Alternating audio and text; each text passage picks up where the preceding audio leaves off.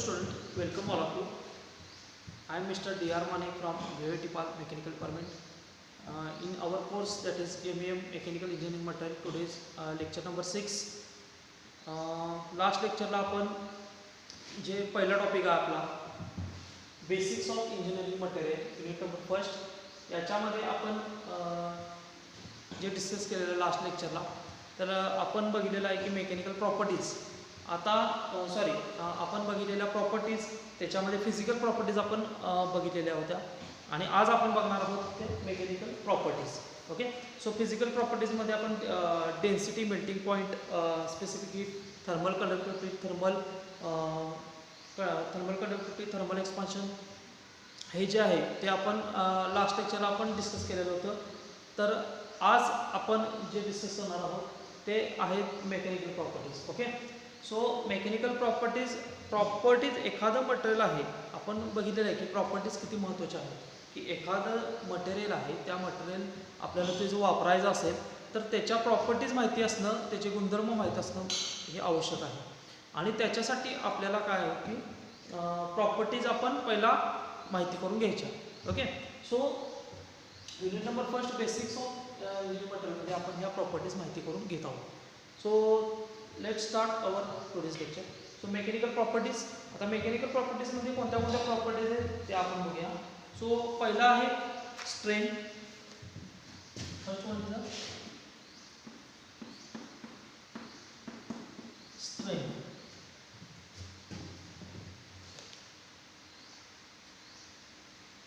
So strain कशाला म्हणायचं? So strain when body when load is applied on body it gets deform. बघा, एखादी body आहे आणि त्या बॉडीवर आपण फोर्स अप्लाय केल्यानंतर ती बॉडी काय होतं, डिफॉर्म होते. डिफॉर्मेशन होते म्हणजे त्याच्या साईज शेपमध्ये चेंज होतो. ओके, सो त्याला आपण स्ट्रेन असं म्हणायचं. सो जे डिफॉर्मेशन आहे, जे चेंजेस होतात त्याला आपण स्ट्रेन असं म्हणतो. सो बेसिकली त्याच्यामध्ये कसं आहे, इलॅस्टिक बॉडी. आता इलॅस्टिक बॉडी म्हणजे काय, तर elastic body when force is applied on body it's regain its original shape. Okay, when force is removed then it's regain its original shape. म्हणजे जर एखादी बॉडी आहे आणि सपोज आपण रबर घेऊ, तर रबरवर समजा रबर तुम्ही फोर्स अप्लाय केला रबरवर, तर रबर ताणतो. ओके, समजा तुम्ही ओढला, ताणतो, टेन्साईल आपण म्हणूया, आणि त्याच्यानंतर तुम्ही फोर्स रिमूव्ह केल्यानंतर तो काय होतो, ओरिजिनल स्टेटला तो रबर येतो. म्हणजे it's regain its original size and shape. म्हणजे त्याला आपण इलॅस्टिक बॉडी असं म्हणतो.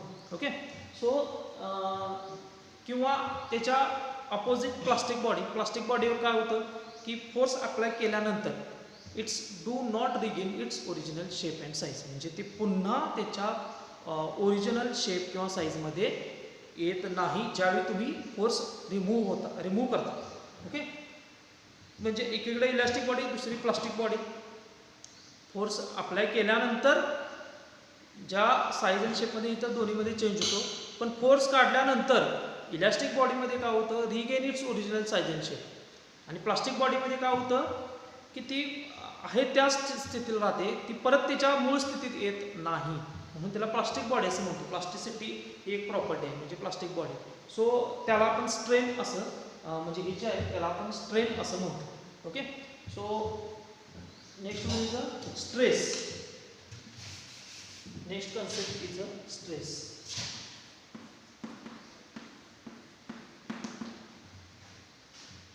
It is a internal resistive force. म्हणजे आपण काय म्हणूया बघा, एखादं बॉडी आहे, एखादी मटेरियल आहे आणि त्याच्यावर ज्यावेळी फोर्स अप्लाय करतो, फोर्स अप्लाय केल्यानंतर ती बॉडी काय करते, त्याच्यामध्ये असं आहे की ती मटेरियल, ती जो फोर्स अप्लाय करणार आहे त्याला इंटरनली आतून काय केलं, त्याला रेजिस्ट करते. कारण आपण ज्यावेळी असा फोर्स अप्लाय करतो तो त्यावेळी काय होतं की लगेच आपला फोर्स, लगेच बॉडी डिफॉर्म होत नाही. ती डिफॉर्म व्हायच्या अगोदर काय करते, ती रेजिस्ट करते, त्या फोर्सला रेजिस्ट करते. म्हणजे तो काय इंटरनली रेजिस्टिव्ह फोर्स, म्हणून त्याला आपण स्ट्रेस असं म्हणतो. Okay, it is a internal resistive force. So internal resistive force per unit cross section area of material is called stress. म्हणजे तो internal resistive force per unit cross section area, म्हणजे तो cross section area जो आहे आता suppose एवढा cross sectional हा जो एरिया, या एरियावर आपण काय केलेला आहे, फोर्स अप्लाय केलेला आहे आणि हा एरिया आहे. सो क्रॉस सेक्शनल एरिया जो आहे फोर्स अपॉन एरिया, म्हणजे स्ट्रेस आपण दाखवताना सिग्मानं दाखवतो आणि फोर्स अपॉन म्हणजे stress upon force upon area. Okay, force upon area. So basically sigma is a stress, F is a force in Newton, okay, and area A is a area, okay. So म्हणजे त्या किंवा cross section area,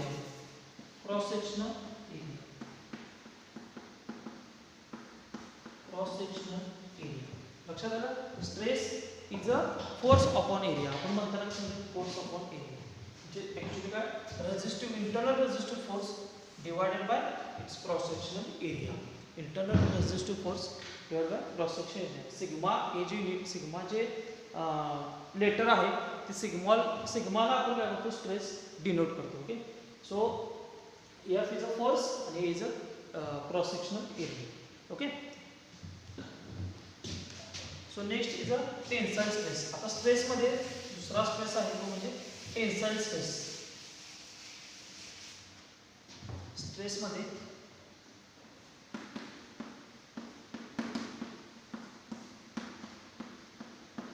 tensile stress. आता tensile stress म्हणजे काय, आता आपण ABCD असं म्हणू. Tensile stress, tensile stress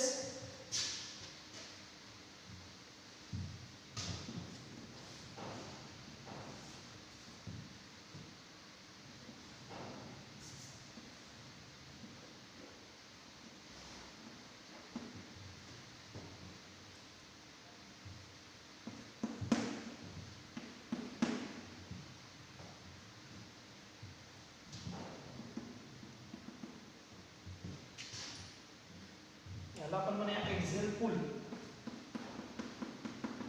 axial म्हणजे अलॉंग द ऍक्सिस, एक्झियल म्हणजे along the axis, axial pull. Okay, आता टेन्साइल स्ट्रेस कशाला म्हणायचं, when two equal and opposite pull is on the body applied on body. Okay, so that is a, so stress is developed in the body, so it is a tensile stress. Okay, ज्यावेळी दोन्हीकडनं आपण pulling करणार त्यावेळी stress जो develop होणार बॉडीवर, त्या स्ट्रेसला आपण काय म्हणतो, टेन्साइल स्ट्रेस. ओके, आणि याच्यामध्ये काय होणार बघा की ही जी बॉडी आहे,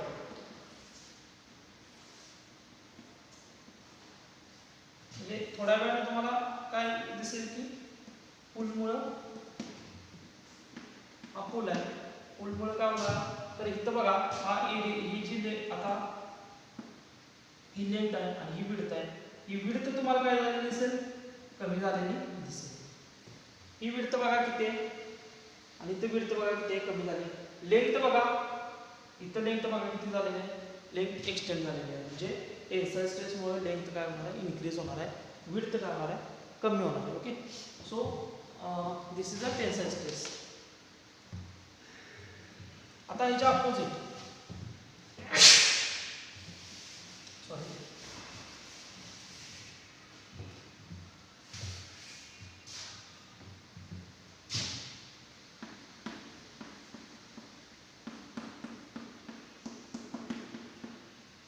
ह्याच्या opposite compressive stress. Compressive stress मध्ये काय होणार बघा,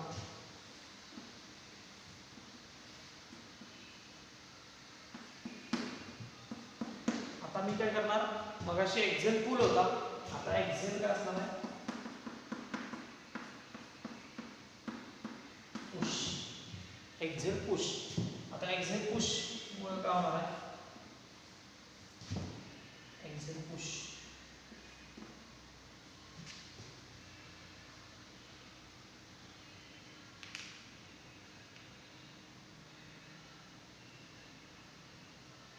सो टू इक्वल बघा, त्याला आपण समजून घेऊया. Compressive stress, two equal and opposite push is applied on body. Two equal and opposite push is applied on body. Then stress is developed. ज्यावेळी असं बॉडीमध्ये दोन्हीकडनं पुशिंग केलं जातं आणि तिथं स्ट्रेस डेव्हलप होतो त्यावेळी त्याला आपण कॉम्प्रेसिव्ह स्ट्रेस म्हणतो. त्यावेळी त्याला आपण काय कॉम्प्रेसिव्ह स्ट्रेस असं म्हणतो. दिस इज अ म्हणजे एक्झेल पुल होता, आता इथे एक्झेल पुश आहे, त्याच्या अपोजिट पुलच्या अपोजिट पुश, त्याला आपण कॉम्प्रेसिव्ह म्हणतो. ओके, नेक्स्ट बघू.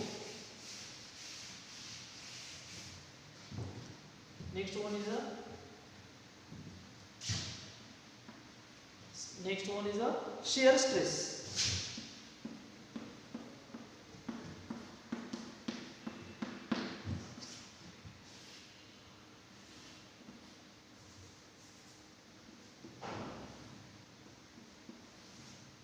तर shearing होतं, तर shear stress बघा.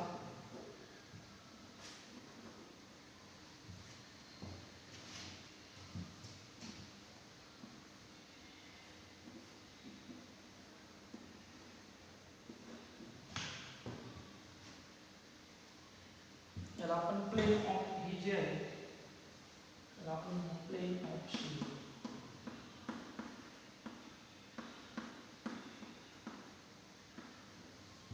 Plain of shear stress. When two equal and opposite force applied tangentially, two equal and opposite force applied on tangentially on the body, then body tends to shear off. Body tends to shear off. म्हणजे दोन equal बघा, इथं जो आहे आणि इथे force apply केला, दोन इक्वल आहेत, त्यांची मॅग्निट्यूड सेम आहे. ओके, सेम आहे ते फोर्स मॅग्निट्यूड त्यांची सेम आहे आणि डायरेक्शन मात्र काय दिसते तुम्हाला चेंज. बघा डायरेक्शन अपोजिट आहे, एक इथून ओढला इथं ओढला, म्हणजे त्यांची डायरेक्शन अपोजिट आहे. त्यामुळे नक्कीच काय होणार आहे शेअरिंग होणार, कटिंग म्हणजे इथून बरोबर हे कट होणार, हा पार्ट बघा हा पार्ट होणार, असं प्लेन ऑफ शेअर, म्हणजे याला प्लेन ऑफ शेअर असं म्हणतो. So this is a shear stress. Okay, next is अ त्याला शियर स्ट्रेस म्हणतो आपण. Next one is a bending stress.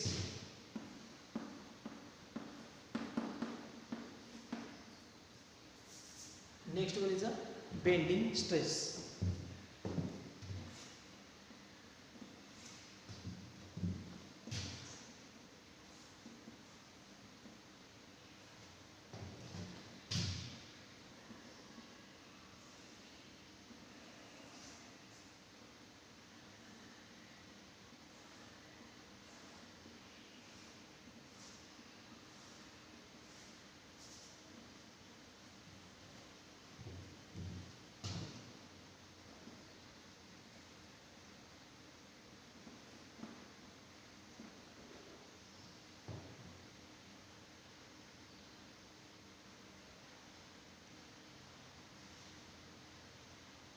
आता इथं पुल अप्लाय केलेला आपण.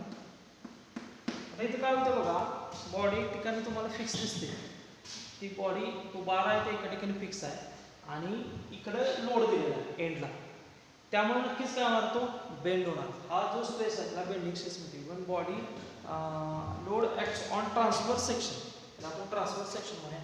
Load act on transfer section, the resistance offered by the internal stress to bending, resistance offered by the internal stress to bending, it is called as a bending stress. Okay, this is a bending stress. The next concept आहे ते म्हणजे strength.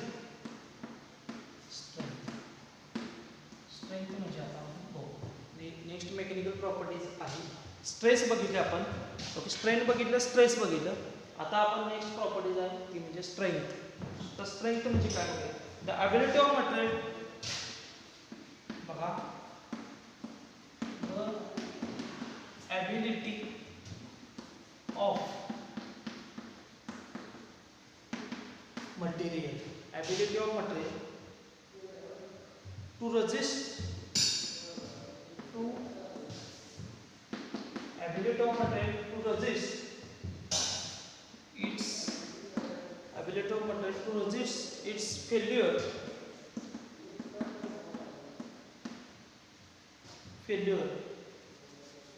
under action of load, under action of load, under action of load is called strength.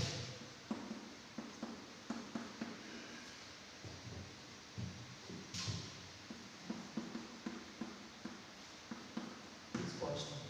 आता बघा आपण काय लिहिले आहे बघा, strength the ability of material to resist its failure under action of load is called strength. म्हणजे काय strength लक्षात घ्या बघा तुमच्या, ज्यावेळी एखादं बॉडी आहे आणि त्या बॉडीवर काय झालेलं आहे, resist failure under the action of load, ज्यावेळी लोड दिलेला आहे, ओके, लोड दिलेला आहे आणि तो मटेरियल काय करते, त्याची ॲबिलिटी आहे ती त्याच्यामध्ये फेल होत नाही. Ability of material to resist failure म्हणजे फेल होताना ती काय करते, रेजिस्ट करते.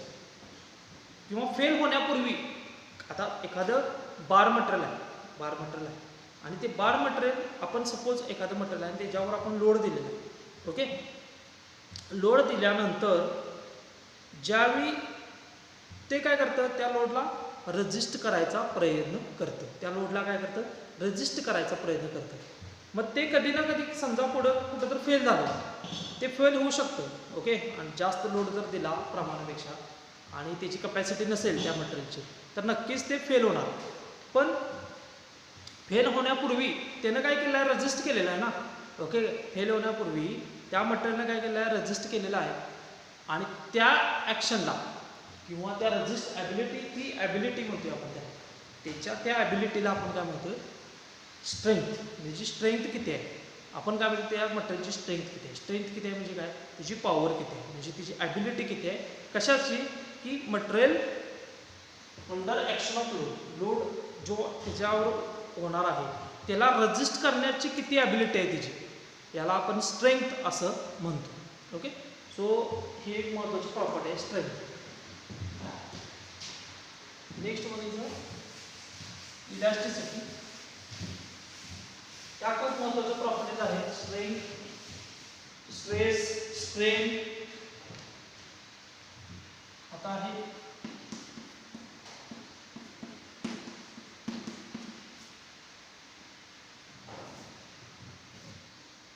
इलास्टिसिटी, फोर्थ प्रॉपर्टी आपली इलास्टिसिटी. तर इलास्टिसिटी बघूया. The material regain its original shape and size.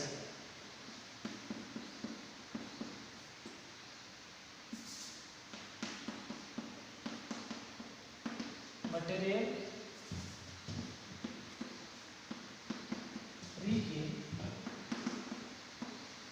its original shape and size when कधी ज्यावेळी load is remove.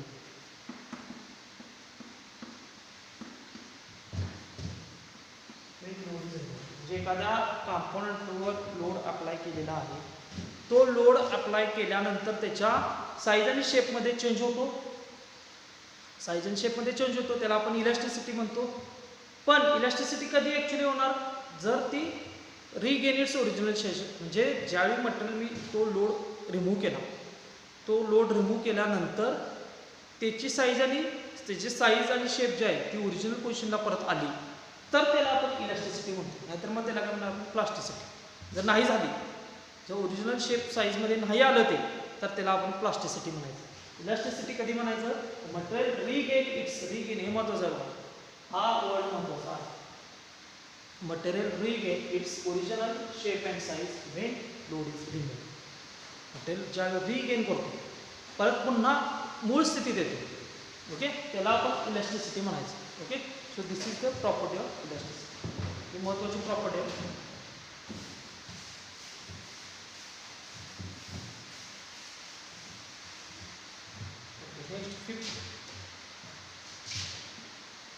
Next, stiffness.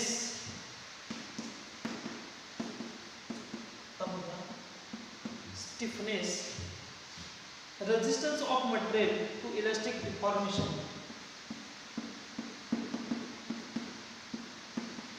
Resistance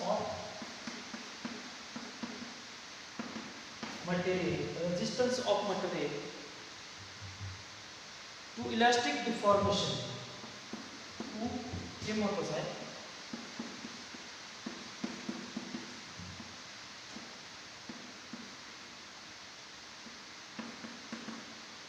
Resistance of material to elastic deformation under the action of external load. Under the action of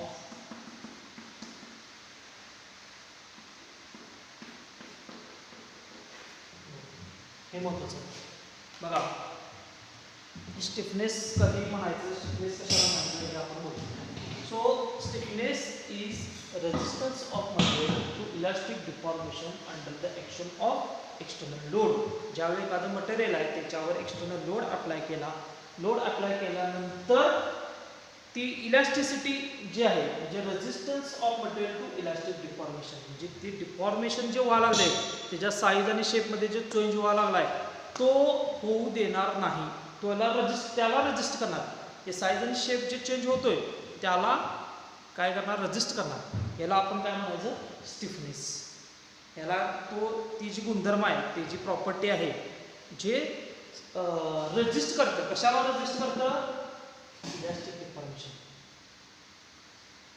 elastic डिफॉर्मेशनला resist करतं under the action of external load. External load apply केल्यानंतर त्याचं elastic deformation होऊ देत नाही. त्याला आपण stiffness असं म्हणायचं. That is called stiffness. So next one is a hardness.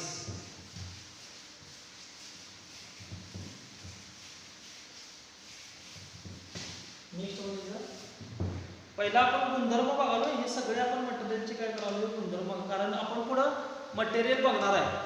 त्या मटेरियलमध्ये मग आपण सांगणार मी तुम्हाला की बाबा हे स्ट्रेंथ याची चांगली आहे किंवा हे स्टिफनेस चांगलं आहे. मग स्टिफनेस म्हणजे काय, स्ट्रेंथ म्हणजे काय, स्ट्रेस म्हणजे काय. ओके, ह्या सगळ्या गोष्टी, ह्या प्रॉपर्टीज तुम्हाला माहीत असाव्यात, त्या माहीत असल्या पाहिजेत.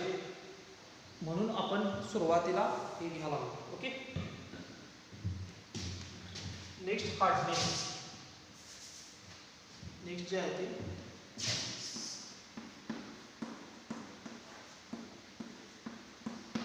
हार्डनेस म्हणजे the ability of material to resist wear, scratching, abrasion, cutting.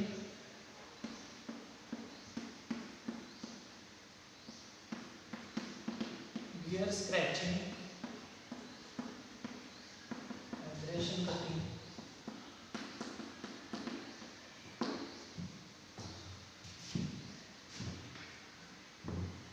महत्वाचं काय,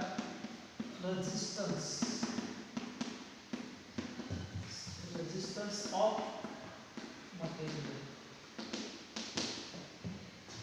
to wear, scratching, abrasion, cutting. Okay, it's called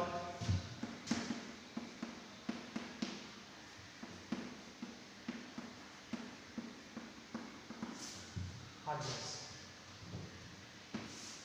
hardness म्हणजे काय, तर resistance of material to, resist करणार मटेरियलला, wear, scratching, abrasion, cutting. Cutting करायचं आहे, एखादं बार आहे, कट करणार आहे, कटच होत नाही, त्याला आपण म्हणायचं, आपण काय म्हणते, हार्ड आहे मटेरियल. काय झालेलं आहे, भरपूर हार्ड आहे, म्हणजे ते हार्डनेस. किंवा एखादं वियर होत नाही, स्क्रॅच पाडला. ओके, स्क्रॅच होत नाही किंवा ते वियर आउट होत नाही, लगेच वियर आउट होत नाही. त्याचं आपण काय म्हणतो, त्याचे हार्डनेस चांगला. हार्डनेस चांगला असला तर काय होणार, ह्या ज्या गोष्टी आहेत वियर आउट होणार नाही, स्क्रॅच त्याच्यावर पडणार नाही, इंडेंटेशन होणार नाही, खळगा म्हणते तो पडणार नाही, किंवा कटिंग त्याचं होणार नाही. म्हणजे ते मटेरियल कसं आहे, हार्ड. ते मटेरियल कसं आहे, that is called hardness. Okay,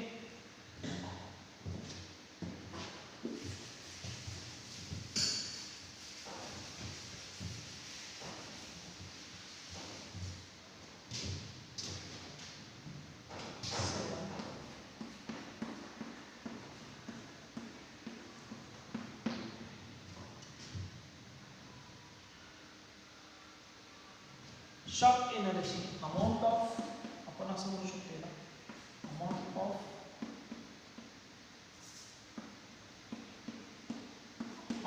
of shock energy absorbed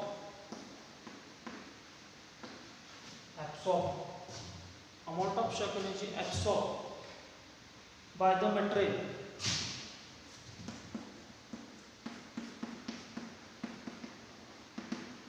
before its failure.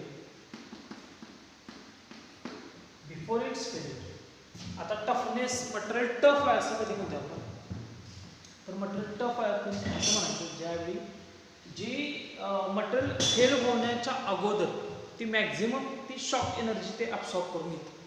Okay, जे वरून एखादं मटेरियल आपण टाकलं की ती काय होणार, तिथलं शॉक पहिला काय येणार, त्याला शॉक मिळणार. ओके, सो तो शॉक एनर्जी किंवा त्याला दणका असा बसणार, त्यामुळे त्याला आपण म्हणतो shock energy. So shock energy absorb व्हायला ते शॉक एनर्जी ते काय करतं, ॲब्सॉर्ब करून घेतं बिफोर इट्स फेल्युअर व्हायच्या अगोदर ते